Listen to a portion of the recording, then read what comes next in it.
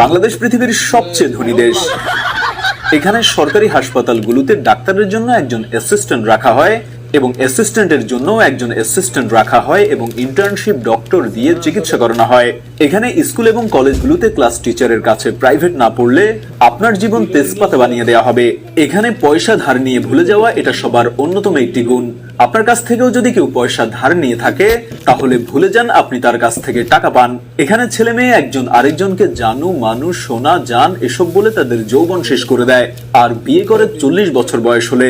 এখানে দুজন গরিব মিলে আরো 5 থেকে 7 জন গরিবের জন্ম দেয়। এখানে কেউ একবার পয়সাওয়ালা হলে সুইজারল্যান্ডে ব্যাংক অ্যাকাউন্ট খুলে এবং অবৈধভাবে দেশের টাকা নিয়ে সেখানে জমা রাখে। চিকিৎসা করতে থাইল্যান্ড ও সিঙ্গাপুরে পাড়ি জমায়, শপিং করে থাইল্যান্ড ও দুবাই থেকে, পড়াশোনা করতে ইউরোপ আমেরিকা এবং কানাডার মতো দেশগুলোতে পাড়ি জমায়, আর ঘুরতে আমেরিকা কানাডা অস্ট্রেলিয়ার মতো দেশগুলোতে যায়। আর যখন মৃত্যু ঘনিয়ে আসে তখন বাংলাদেশের কথা মনে পড়ে এবং বাংলাদেশে ফেরত আসে। এখানে সস্তায় বুর্জ খলিফা থেকে শুরু করে আইফেল টাওয়ারও পাওয়া যায়। এখানে সবাই ভাইরাল হতে চায়, সেটা মানুষকে মেরে হোক বা উদ্ভট কোনো কর্মকাণ্ড করে হোক। এখানে কারো বিপদে কেউ এগিয়ে আসে না। এখানে কেউ বিপদে পড়লে বা অ্যাক্সিডেন্ট করলে সবাই দূর থেকে চেয়ে চেয়ে দেখে এবং সেগুলো ভিডিও করে সোশ্যাল মিডিয়ায় ছেড়ে দেয়। এখানে নিজের সমালোচনা বাদ দিয়ে অন্যের সমালোচনায় সবাই সারাদিন ব্যস্ত থাকে। এখানে শ্রমের যথাযথ মূল্য পাওয়া যায় না। এখানে শিক্ষিত মানুষ সম্মান পায় না। এখানে টাকা দিয়ে অসাধ্যকে সাধন করা যায় খুব সহজেই। এখানে মানুষ এক একজন নিজেকে ঈশ্বরচন্দ্র বিদ্যাসাগর মনে করে। এখানে ভিক্ষুকদের ভিক্ষাবৃত্তির আড়ালে রমরমা ব্যবসা চলে। এখানে সবাই বড় হতে চায়, কেউ মানুষ হতে চায় না।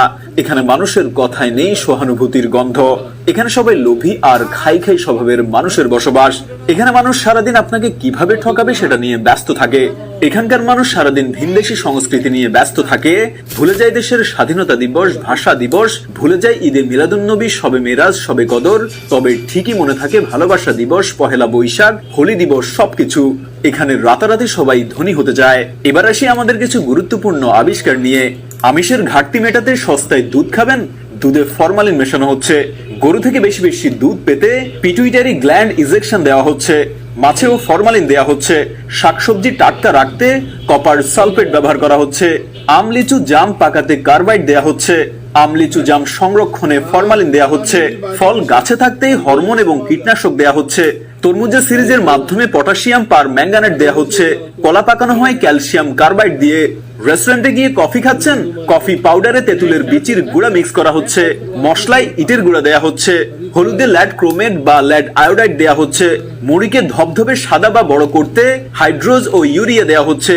দীর্ঘক্ষণ মচমচে রাখার জন্য জিলাপি চানাচুরে পোড়া মোবিল দেওয়া হচ্ছে। আইসক্রিম বিস্কুট সেমাই নুডলস ও মিষ্টি আকর্ষণীয় করতে কাপড় ও চামড়ায় ব্যবহৃত রং ব্যবহার করা হচ্ছে। ফলের রস তৈরি করা হচ্ছে কেমিক্যালস দিয়ে। বিদেশে মেয়াদ উত্তীর্ণ খাদ্য, ওষুধ, কেমিক্যালস নতুন মেয়াদের স্টিকার লাগিয়ে সেগুলো আবার নতুন করে বিক্রি করা হচ্ছে। চাল চকচক করতে ইউরিয়া ব্যবহার করা হচ্ছে। পেঁয়াজু জিলাপিতে অ্যামোনিয়া ব্যবহার করা হচ্ছে। আমরা বাজার থেকে যে 20 লিটারের ফিল্টার পানি নেই সেগুলো অধিকাংশই অটোমেশনের নামে হাতে ঢালা হচ্ছে। ফলে হরমোন প্রয়োগ করা হয়। সবুজ ফল ও শাকসবজিতে কাপড়ের সবুজ রং ব্যবহার হয়, শস্যতেও তাই। খামারের মুরগিতে বিষাক্ত ক্রোমিয়াম, লেড আর অ্যান্টিবায়োটিক তো আছেই, চাষ করা মাছও ঠিক তাই। জুস লাচ্ছিতে উচ্চ মাত্রার প্রিজারভেটিভ ব্যবহার করা হয়। রু আফজা আর হরলিক্স তো প্রমাণে অপারক যে এতে আসল কল্যাণকর কিছু আছে। মশলায় মেটালিক অক্সাইড নামে আলাদা রং ব্যবহার করা হয়। সরিষার তেলেও কেমিক্যাল দিয়ে ঝাঁঝালো করা হয়। সয়াবিনে পাম অয়েল, শুটকিতে কীটনাশক, কসমেটিক্সে ক্যান্সারের উপাদান, লেড মার্কারি ও ডাই ইউজ করা হয়। কি খাবেন, কিভাবে খাবেন একটু ভাবেন, অন্য কেউ ভাবতে দিন। বাঙালির আরো অনেক আবিষ্কার আছে যা আমরা হয়তো জানি না। আমরা এক রাতে ধনী হতে চাই এ জাতিকে ধ্বংস করার বিনিময়ে। আমাদের এই দেশটাকে মনে হয় কেউ এখন আর ভালোবাসে না। সবাই বাংলাদেশকে ভাবে একটা লোভনীয় মাংসের টুকরা। সুযোগ পেলে যে যেখান থেকে পারে ছোবল মেরে খুবড়ে খুবড়ে খায়। ঘরের লোক খাবে, বাহিরের লোক খাবে, আসলে কে কোথা থেকে খাচ্ছে সেটা আসলে কারো মাথা ব্যথা নেই। মাথা ব্যথা হচ্ছে কে কতটুকু খাচ্ছে, আমি কতটুকু খেতে পারছি। দেশ গোল্লায় যাক, সব হারিয়ে যাক, আমার কি এত ভাবার সময় আছে? আমারটা আমি আগে খেয়ে নেই। আমার সন্তান, আমার পরিবার আমি সামলাবো। দেশ তো আমার সামলানোর দায়িত্ব না। অন্য সবাই সবটা খেয়ে ফেললে আমি কি খাবো? আমি মনে করি দেশের উন্নয়ন নির্ভর করে সে দেশের জনগণের উপরে। যতক্ষণ পর্যন্ত প্রতিটা নাগরিক দেশ এবং দেশের উন্নয়নকে ব্যক্তি স্বার্থের থেকেও বেশি গুরুত্ব দিবে না, ততক্ষণ দেশে উন্নয়ন হবে না। একবার ভেবে দেখেছেন আগামী প্রজন্মের জন্য আমরা কি রেখে যাচ্ছি? দেশকে ভালোবাসা মানুষের জন্মগত প্রবৃত্তি। আমরা এই সম্পর্কে সচেতন না থাকলেও এটা আমাদের হৃদয়ের গভীরে সুপ্ত থাকে। দেশের অপমান, দেশবাসীর দুঃখ দৈন্যে, দেশের দুর্বিষয় পরিস্থিতিতে, দেশকে নিয়ে ষড়যন্ত্র হলে, দেশকে নিয়ে কেউ উপহাস বা কটাক্ষ করলে এই অনুভূতি জেগে ওঠে। সারা পৃথিবীর মায়া, মমতা, স্নেহ সব একত্রিত করলেও যেমন মায়ের অকৃত্রিম স্নেহের সঙ্গে তুলনা করা যায় না, তেমনি সারা পৃথিবীর ঐশ্বর্য, বৈভব ও সৌন্দর্যের সঙ্গে নিজ দেশের কোনো তুলনা হতে পারে না। আমাদের নবী হযরত মুহাম্মদ সাল্লাল্লাহু আলাইহি সাল্লাম বলেছেন, দেশপ্রেম ঈমানেরই অঙ্গ।